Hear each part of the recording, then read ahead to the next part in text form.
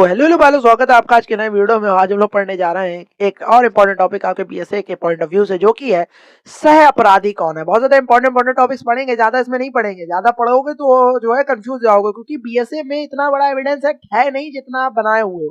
ठीक है, कुछ इंपॉर्टेंट टॉपिक्स ही, चुनिंदा टॉपिक्स ही पढ़ के जाने हैं, उसको विस्तार से पढ़ के जाना और उसको लिखना। तो 10 क्वेश्चन आते हैं, तुम्हें लिखने 5 ही है। ज्यादा पढ़ोगे, ज्यादा 10 जगह टांगे फैलाओगे तो कोई फायदा नहीं होता है उसका। ठीक है, तो और ये टॉपिक हम लोग का सह अपराधी, इसको ध्यान से पढ़ो और ये आने के बहुत ज्यादा चांसेस होते हैं। ठीक है, तो सह अपराधी कौन है और किन परिस्थितियों में सह अपराधी के साक्ष्य पर दोष सिद्धि हो सकती है, ये हमें इसको आज के टॉपिक में बताना है। शुरू करते हैं इस टॉपिक को कि सह अपराधी यानी अकम्प्लिस का विषय आपके लिए क्या है, बहुत महत्वपूर्ण है, क्योंकि यह साक्ष्य विधि के सबसे विवादास्पद और रोचक पहलुओं में से एक है। भारतीय साक्ष्य कानून में एक तरफ यह सिद्धांत है कि सह अपराधी एक अविश्वसनीय गवाह है। क्या है? एक अविश्वसनीय गवाह है जो साथ का अपराधी होता है, सह अपराधी कहते हैं। वहीं दूसरी तरफ कानून उसे एक सक्षम गवाह भी मानता है। चलो, भारतीय साक्ष्य अधिनियम बीएसए के नए प्रावधानों के आलोक में इसका क्या करते हैं, विश्लेषण करते हैं। सह अपराधी कानून कौन है? सह अपराधी कानून कौन है, देखते हैं। हु इज अकम्प्लिश, जिसे हम लोग कहते हैं। कानून में सह अपराधी शब्द को स्पष्ट रूप से परिभाषित नहीं किया गया है, लेकिन सामान्यतः इसका अर्थ उस व्यक्ति से है जो अपराध के कमीशन में प्रत्यक्ष या अप्रत्यक्ष रूप से क्या है, शामिल रहा हो। वह अपराध का क्या होता है, सहभागी या पार्टिसिपेस क्रिमिनस होता है। सहभागी को क्या कहते हैं, पार्टिसिपेस क्रिमिनस कहते हैं। यानी कानून में जो सह अपराधी शब्द है उसको स्पष्ट रूप से परिभाषित नहीं किया गया है, लेकिन सामान्यतः इसका अर्थ उस व्यक्ति से है जो अपराध के कमीशन में प्रत्यक्ष या अप्रत्यक्ष रूप से क्या हो, शामिल रहा हो। वह अपराध का सहभागी या पार्टिसिपेट होता है। सह अपराधी की श्रेणियां देखते हैं, यानी मुख्य अपराधी क्या है, प्रिंसिपल्स कौन होते हैं, जो अपराध को अंजाम देते हैं। प्रेरक क्या होते हैं, एबेटर्स, जो अपराध के लिए उकसाते हैं। और सहायक कौन होते हैं, एसेसरीज, जो अपराध के बाद अपराधी को छिपाने या साक्ष्य मिटाने में क्या करते हैं, मदद करते हैं। समझ जाओगे पूरा मैटर, जो अपराध के चक्कर में हो, अपराध करने के चक्कर में ऐसे ही करना है। ठीक है, मुख्य अपराधी या प्रिंसिपल वो होता है जो अपराध को अंजाम दे दिया किसी ने। जैसे मान लो किसी के जिसने मर्डर करा वो मुख्य अपराधी, मर्डर करने के लिए जिसने उकसाया वो प्रेरक एबिटर्स, और मर्डर करने के बाद जिसे वो फरारी कटवा रहा है, फरारी काट रहा है, जिसे वो जो उसे छुपा रहा है या जो उसके साथ में दौड़ दौड़ के साक्ष्य मिटा रहा है, वो सहायक एसेसरीज हो गई। समझ में आ गया, बस खत्म हो गया सह अपराधी का। कानूनी प्रावधान देख लेते हैं बीएसए के तहत। तो नए कानून बीएसए में सह अपराधी से संबंधित दो मुख्य धाराएं हैं जो आपस में विरोधाभासी लगती हैं। क्या लगती हैं? आपस में विरोधाभासी लगती है, एक दूसरे का विरोध करने वाली लगती है, लेकिन न्याय शास्त्र में उनका अपना एक महत्व है। धारा 138 बीएसए में और पुराना सेक्शन 133 था इंडियन एविडेंस एक्ट में। यह धारा कहती है कि सह अपराधी एक क्या है, सक्षम गवाह यानी कॉम्पिटेंट विटनेस है। 138 जो धारा है, जो पहले 133 थी, उसमें यह कहते हैं कि सह अपराधी या जो साथ का अपराधी है, पार्टिसिपेट क्रिमिनल्स है, वो एक सक्षम गवाह है, कॉम्पिटेंट विटनेस है। इसके अनुसार किसी अभियुक्त के विरुद्ध दोषसिद्धि या कन्विक्शन केवल इसलिए अवैध नहीं होगी क्योंकि वह किसी सहअपराधी के असंपुष्ट या अनकॉर्पोरेटेड साक्ष्य पर आधारित है। यानी तकनीकी रूप से केवल सहअपराधी के बयान पर सजा दी जा सकती है। क्या कह रहा है कि 138 ये कह रहा है बीएसए का कि यदि यह धारा कहती है कि सह अपराधी क्या है, एक सक्षम गवाह है, कॉम्पिटेंट विटनेस है, इसके अनुसार यह है कि किसी अभियुक्त के विरुद्ध कोई दोषसिद्धि या कन्विक्शन केवल इसलिए अवैध है नहीं होगी क्योंकि वह किसी सह अपराधी के असंपुष्ट या अनकॉर्पोरेटेड साक्ष्य पर आधारित है।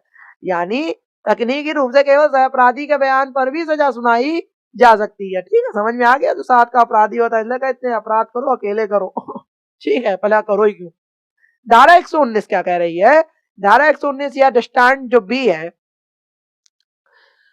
धारा 19 बी बीएसए में देखें, दृष्टांत बी के हमें क्या कह रहा है, पुराना सेक्शन 114 इलस्ट्रेशन बी आईए में यह धारा न्यायालय को शक्ति देती है। यह धारा क्या करती है, न्यायालय को शक्ति देती है कि वह कुछ तथ्यों का अनुमान या प्रिजम्पशंस लगा सके। यह जो धारा 119 इलस्ट्रेशन जो बी है उसके अंतर्गत लिखा गया है कि शक्ति देती है कि वह कुछ तथ्यों का अनुमान लगा सके या प्रिजम्पशन कर सके।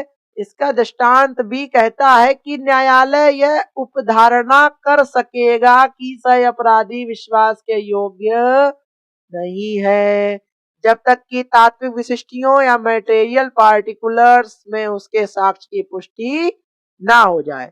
न्यायालय यह उपधारणा कर सकेगा कि जो सह अपराधी है वो विश्वास के योग्य नहीं है, जब तक कि तात्विक जो विशिष्टियों या जो तात्विक विशिष्टियां हैं, मटेरियल पर्टिकुलर्स हैं, उसमें उसके साक्ष्य की पुष्टि ना हो जाए। वो यह करेगा दृष्टांत के अंतर्गत न्यायालय। सह अपराधी के साक्ष्य पर दोष सिद्धि की परिस्थितियां देखें। जो सह अपराधी होता है या जो साथ में जो अपराधी है, उसके साक्ष्य पर दोष सिद्धि की परिस्थितियां देखें। वो क्या कह रहा है कि जैसा कि ऊपर देखा गया, धारा 138 सजा की अनुमति देती है, जबकि धारा 119 भी सावधानी बरतने को कहती है। इन दोनों के बीच संतुलन बैठाने के लिए न्यायालय ने कुछ परिस्थितियां और नियम निर्धारित किए हैं। कौन कौन सी परिस्थितियां और नियम है? पहला हो गया पुष्टि का नियम है, रूल ऑफ कॉर्पोरेशन। क्या कहते हैं? रूल ऑफ कॉर्पोरेशन, पुष्टि कर लेना। न्यायालय का यह स्थापित नियम है, न्यायालय का यह स्थापित नियम है कि सह अपराधी के साक्ष्य पर तब तक भरोसा ना किया जाए, कि सह अपराधी के साक्ष्य पर तब तक भरोसा ना किया जाए जब तक कि किसी स्वतंत्र साक्ष्य या इंडिपेंडेंट एविडेंस से उसकी पुष्टि ना हो जाए। पुष्टि कैसी होनी चाहिए? Nature of corporation. पुष्टि के लिए निम्नलिखित शर्तें आवश्यक है। कौन कौन सी? पुष्टि केवल इस बात की नहीं होनी चाहिए कि अपराध हुआ है, बल्कि इस बात की होनी चाहिए कि अभियुक्त ने ही अपराध किया है। ठीक है, कि जिस पर्टिकुलर व्यक्ति पर अपराध के दोष लग रहा है, कि पुष्टि इस चीज की है, पुष्टि सिर्फ अपराध की नहीं है, अपराध करा इसने उसकी ज्यादा इंपॉर्टेंट है। पुष्टि प्रत्यक्ष साझा, डायरेक्ट एविडेंस या परिस्थिति जन्य साझा, सर्कमस्टेंशियल जो एविडेंस द्वारा क्या हो सकती है? हो सकती है। एक सह अपराधी के साक्ष्य की पुष्टि, एक सह अपराधी के साक्ष्य की पुष्टि दूसरे सह अपराधी के साक्ष्य से नहीं की जा सकती। एक सह अपराधी के साक्ष्य की जो पुष्टि है वो दूसरे सह अपराधी के साक्ष्य से नहीं की जा सकती है। सरकारी गवाह, सरकारी गवाह देखें या पार्डन टू अकम्प्लिश देखें कि भारतीय नागरिक सुरक्षा संहिता 2023 यानी बीएनएसएस, जो बीएनएसएस है, जो पहले सीआरपीसी थी, उसकी धारा 343 पुराना सेक्शन 306 था सीआरपीसी के तहत कहता है, जब किसी सह अपराधी को इस शर्त पर क्षमादान दिया जाता है, जब किसी सह अपराधी को इस शर्त पर क्या दिया जाता है? सरकारी गवाह बन गया ना वो, उसको क्षमादान दिया जाता है कि वह मामले का पूरा सच बताएगा, तो उसे सरकारी गवाह या अप्रूवर कहा जाता है। उसका साक्ष्य सजा का आधार बन सकता है यदि वह विश्वसनीय लगेगा। लोग कहते नहीं है कि सरकारी गवाह बन जाओ, चक्कर में पढ़ो पार्डन टू अकम्प्लिश। बाद में तुम्हें अब तो धारा 343 हो गया, पहले 206 था सीआरपीसी का, भारतीय सुरक्षा संहिता में, भारतीय नागरिक सुरक्षा संहिता में। और जब तुम अप्रूवर बन जाओगे तो उसका साक्ष्य सजा का आधार बन सकता है यदि वह क्या होगा? विश्वसनीय लगेगा। ठीक है, ये कुछ शर्तें और परिस्थितियां भी थी। महत्वपूर्ण केस लॉ देख लो इसके, कि Dagdu versus state of Maharashtra 1977, supreme court ने स्पष्ट किया कि धारा 133 जो बीएसए में सेक्शन धारा 138 हो गया, कानून का नियम है, और धारा 114 भी जो अब 119 भी हो गया है, विवेक का नियम है। न्यायालय को सजा सुनाने से पहले यह देखना चाहिए कि क्या सह अपराधी की जो बयान की में सच्चाई की चमक है कि नहीं है। Sarwan Singh versus state of Punjab 1957 में एक आधा अदालत ने कहा कि एक सह अपराधी के साक्ष्य के मूल्यांकन के लिए दो परीक्षण आवश्यक है। अदालत ने कहा कि एक सह अपराधी के साक्ष्य के मूल्यांकन के लिए दो परीक्षण आवश्यक है। पहला, एक विश्वसनीय गवाह होना चाहिए, और दूसरा हो गया उसके साक्ष्य की पुष्टि अन्य स्वतंत्र साक्ष्य या इंडिपेंडेंट जो एविडेंस है या डायरेक्ट एविडेंस है उससे होनी चाहिए। अभी सर्कमस्टेंशियल एविडेंस भी, परिस्थितिजन्य साक्ष्य भी हो सकता है।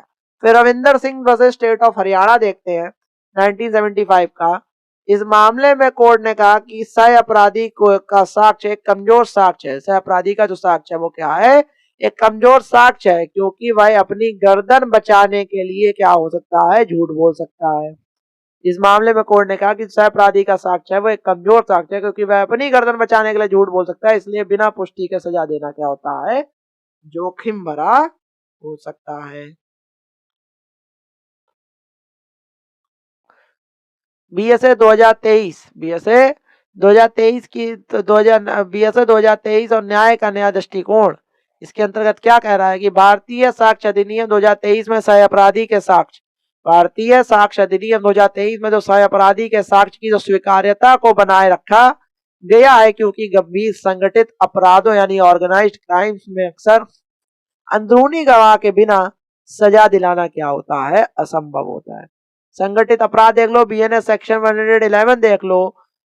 नए दंड कानून बीएनएस में संगठित अपराधों के लिए कड़े प्रावधान है। नए दंड जो कानून जो बीएनएस है उसमें संगठित अपराधों के लिए कड़े प्रावधान है। ऐसे मामलों में सह अपराधी का साक्ष्य निर्णायक भूमिका निभा सकता है। तकनीकी पुष्टि देख लें, अब सह अपराधी के बयान की पुष्टि CCTV footage, mobile location and digital साक्ष्यों बीएसए सेक्शन 63 से करना अनिवार्य और क्या हो गया है, आसान हो गया है। पहले 65 था।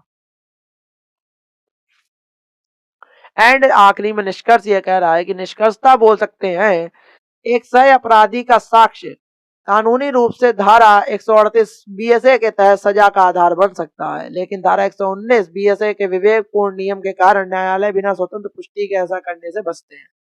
सजा तभी होती है जब सह अपराधी का बयान विश्वसनीय हो और अन्य स्वतंत्र सबूतों से उसका मिलान होता है। परीक्षा के लिए सुझाव देखें तो अपने उत्तर में बीएनएस की धारा 343, बीएनएसएस की जो सीआरपीसी की धारा 343 समाधान का जिक्र जरूर करें, क्योंकि सह अपराधी का साक्ष्य अक्सर इसी प्रक्रिया के बाद न्यायालय में आता है। साथ ही बीएसए की जो नई धाराओं को क्या दें, ज्यादातर प्राथमिकता दें, एविडेंस एक्ट के साथ जरूर दें, ठीक है।